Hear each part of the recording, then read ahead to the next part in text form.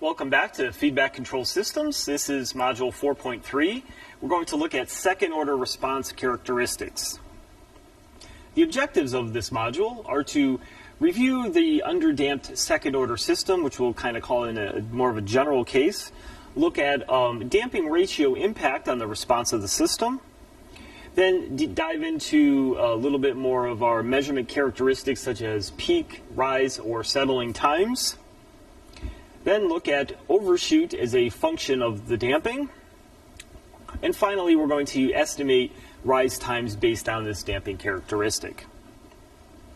So first, we're going to look at our underdamped second-order system, which is a second-order system. However, we're going to see this 1 over S term right here, which we're going to assume we have a step input a step input, which is in Laplace terms a 1 over S characteristic. On the right, what we'll see is our partial fraction expansion in a generic term, where we have to solve for the constants K1, K2, and K3. As we walk through, we're not going to walk through all the details of this, however, and you will not be responsible for deriving this by hand, but I just kind of wanted to walk through this. As we start to separate this out, you can see we have a common denominator here on the right. We have our unit step here on the left, and the numerator looks a little bit complicated. I have a term here as a function of S, and then this term is not a function of S. So again, just wanted to walk through that. Now, when we eventually get through our Laplace tables, move from the S variable in the frequency domain to back to the time domain, we're going to get this response as shown here, where we would expect from our forcing function a value of 1 from our step input, and then our exponentially damped sinusoid term, which is characteristic of our underdamped system from previous modules. Now notice in this characteristic in the time domain, I have both sine and cosine terms. A lot of times what we'll do is we'll just combine that into a single cosine term with a phase shift, with the phase shift determined right here. So if I look at this output response, remember we use C of t here, the controlled variable, as our y, as our output response. So this would be a general second-order response based on a step input. And notice, if I look at the variables here, we'll see that it's really a function of damping. There's damping, there's damping, there's damping, as well as the natural frequency of the system. There's our natural frequency, there's our natural frequency, and then the phase term right here, which again you can see is really just a function of damping. So we can write our second order characteristic, really it's a function of damping, certainly the natural frequency, but as you saw in the objective slides, it's really mainly a function of the damping. So the rest of this module will really look at that impact of damping. So first, here are just a few graphs where we're going to look at that on the output response. And again, what we'll see here, just one quick note, if I look at my x and y variables, our x variable is not a function of time, but instead a function omega n times time. So what is omega n times time? Well, that's essentially, you can think of it as theta. And the units of theta are going to be in radians. So sometimes what we'll do is convenient to show things as a function of time in seconds. Other times it may be convenient to show things as omega times time or a unit in radians. Okay? So I just want to make that point clear. And we can see if our damping ratio is small, it's lightly damped case, again 0.1, etc. As it gets bigger, notice what happens. The overshoot is dropping. Also, what's happening is the overshoot gets higher, right? More overshoot when we have low damping. And also what's happening is sometimes we want it to get to our step input here. We want the output to eventually get to that value of 1, so it takes a lot longer for that signal to approach it. All of these signals are going to converge eventually to that value of 1, meaning the exponentials will die out after 5 time constants. However, based on the damping, that'll either cause that to those time constants, if you will, to be slower or faster. So I like to superimpose them just so you can see that impact on at a high level. But now we're going to introduce some additional time measurements that'll be sort of figures of merit for us as we go forward. So in this case, we are back to our time domain and our mapping of our output variable. So the first one I want to look at is the T sub p, which we're going to call our peak time. Now this is the time when the peak overshoot occurs, which for here is going to be that point. There's our peak overshoot, and that will occur at time T sub p. So again, we're going to get our maximum value of our response at that characteristic. So T sub p, if we look down below, is going to be pi divided by the natural frequency times in the square root of the quantity 1 minus damping squared. So we can see that impact on, again, both the damping and the natural frequency. All these terms in the red box, again, we're not going to have you derive them, but you could maybe think about the expression for C sub t, that long expression when we did the inverse Laplace. Now, how can we get peaks? What in calculus do we use to find local maximums or local minimums? We'd use a derivative function, set it equal to 0, right? Because at that point, we're changing from a slope that's going up to a slope that's going down. So at that point, you basically have a slope of 0. So we could basically set that expression equal to 0, the derivative of that expression equal to 0, and we could find a local maximum point right there. Okay, and that would be our peak time.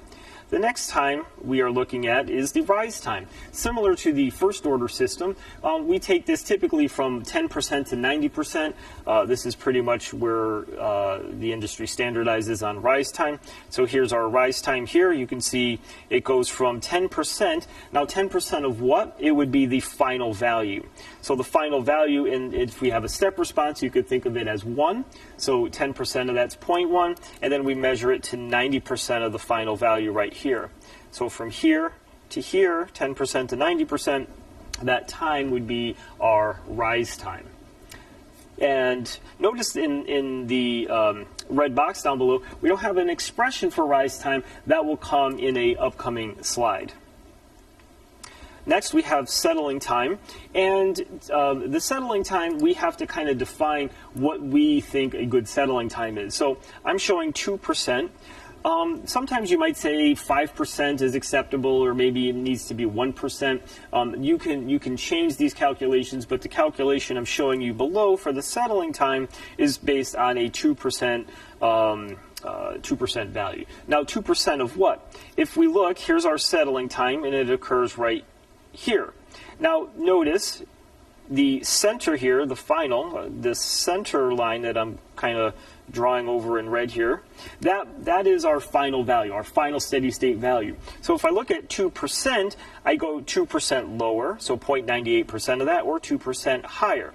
So as I follow this blue waveform of our response, where does that response fall within these two boundaries and doesn't go back out of those boundaries again? So here is the first point, right? Because this blue waveform, again, here, it is within the 2%, it falls out, here it goes back within, but it never leaves those two boundaries again. That is our definition. So if it was at 1%, we tighten up those boundaries, and again, wherever the signal enters those boundaries but then doesn't leave it again, that's the point that we're going to define as our settling time. And again, you'll see it here, again, this assumes 2%, okay? Now, the next is, percent overshoot, and let's clear some ink here. It's getting a little busy. The next thing we are interested in is what is our percent overshoot. Our percent overshoot is defined here, and what that does is it takes as a function of the final value, in this case 1, how much higher does that maximum value go compared to that steady state value. That is going to be our percent overshoot. You can see it defined here strictly as a function of the damping. So we'll see that again. We saw that on previous slide, that damping characteristic when it was 0.1, we had the most overshoot, and then when it was, say, 0.7 or 0.6 or 0.8, the overshoot was much less. Now, again, in terms of both the peak time and the overshoot, the percent overshoot, etc., why is this important? Well, in a previous module, we said certain systems, again, if this is a brick wall, I have a robot, and I want to place, for example, this marker on a tray that's right next to this wall. For example, I don't want any overshoot. Why? Because that would try to go through the wall and possibly break something. So certain systems, we don't want to have any overshoot. However, if you think maybe of an electrical example, this might be voltage, and based on the ratings of part, I might have a 30 volt capacitor in a 24 volt system. But if I have some overshoot that may be 50% overshoot based on a lightly damped system, 24 volts, 50% extra, add another 12, that's 36 volts. So if I have a 30 volt capacitor, that capacitor may explode or blow up. You could think of it similar in sort of mechanical terms, pressure, etc. So it's very important to know what your overshoot is in practical terms, okay? And you can adjust that, again, based on the damping. The final term we're defining here is omega sub d. This is different than omega sub n, the natural frequency we've talked about before. It's referred to as the damped frequency. And you can see down here in the red box that the damped frequency is the natural frequency times the square root of the quantity 1 minus the damping squared. And we'll look at that damped frequency, maybe what that means more physically in some upcoming slides. So here again, a graphic based on some terms. These are really some figures of merit that will describe our response. And again, please note this is only for the general second order equation for the undamped, or underdamped, excuse me, the underdamped case. Now, we had talked previously about overshoot as a function of damping. We showed those family of responses here, and we're going to reintroduce this equation. So what this is now is just graphing this equation. So this equation from the previous slide, if our x variable here is the damping ratio, this is our x variable right there. What is our y variable, which in this case is percent overshoot? So again, this just gives you a graphic, and it's always good to look, what if I have a damping term of 0? What if my term is 0? Well, that's an e to the 0 term here, but what is e to the 0? That's 1. So 1 times 100 gives us 100%. It's always good to make some checks here. Now notice here, to get almost no overshoot, or hey, if I want 10% overshoot, if I have this graph and if I could draw a straight line, right, you'd say somewhere in, about 0.65 or something like that. If my goal for overshoot is to not go more than 10%, then I would need a damping of, say, 0.65, maybe with some margin, 0.7. So a lot of times what you'll see is, damping of around 0.707, etc., would give you less than 10%. And so any more damping, again, we can get more overshoot. But as we said in previous modules, if you think in terms of an RLC network, if I don't have any damping, then I don't have any resistance. I just have energy from the inductor and the capacitor going back and forth, and so I have no resistance. Once I have resistance, that's the only element that would basically dissipate heat or loss. I can dissipate energy, so essentially that more energy that's being dissipated, that will increase, so you can think of it as there's more loss associated with that damping from a transient perspective. So you're going to have to kind of weigh that as you're making your choices for damping. It's always a trade-off. And finally in this module, what we want to do is we want to estimate that rise time. So from 2 slides ago, we had that red box with all the different calculations, but we didn't see one for the rise time. Okay, and the reason for that is it's actually quite difficult. So what I'm doing now is I want to have my x-axis be the same thing, my damping ratio, and my y-axis now, if I look at the y-axis, it says it's rise time times the natural frequency. It's the rise time times natural frequency. So that's my y variable on this side. My x variable here, again, is my damping term right there, and I have it right here. So what you'll see is here is essentially the black line a plot, and so what I can do is come up with this plot, and the equation here in red is a third order polynomial fit. And you'll see that in this comment right below the title. The curve fit shown below is to fit within 0.5% error for the damping ratio when it's between 0 and 0.9. So I basically have this data from this table, and I'm plotting it. So essentially, at each of these terms here, I'm plotting it, and some will be maybe a little high, some will be a little low, and this black line represents a curve fit within 0.5%. And you'll see this third order polynomial fit. So from that, what I can assume is the following. If I have a damping ratio of 0.8, that would be right here. Graphically, I can go over to here, or again, I can just read it off the chart so I don't have to worry about straight edges, etc.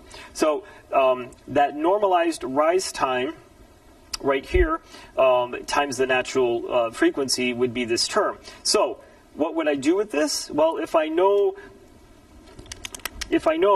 omega n times t sub r equals 2.467, when I have that damping ratio of 0.8. Now, previously before, if I know my omega n, okay, for example, my omega n is essentially 100 radians per second. Well, now I can just solve for my t sub r, which is just going to be the 2.467 divided by 100. So what would that do? I would just move this decimal place over and 1, 2 places, so 1, 2 places, and so I'd be left with 0.02467 seconds, or again, if I move it over there, roughly just under 25 milliseconds for the rise time. So the point of this is, again, knowing the damping ratio. Typically, I'll know my natural frequency from before. I can now use that information to solve for the actual rise time using the information found on this slide. That will conclude this module. If you have any questions, please don't hesitate to reach out. Thank you.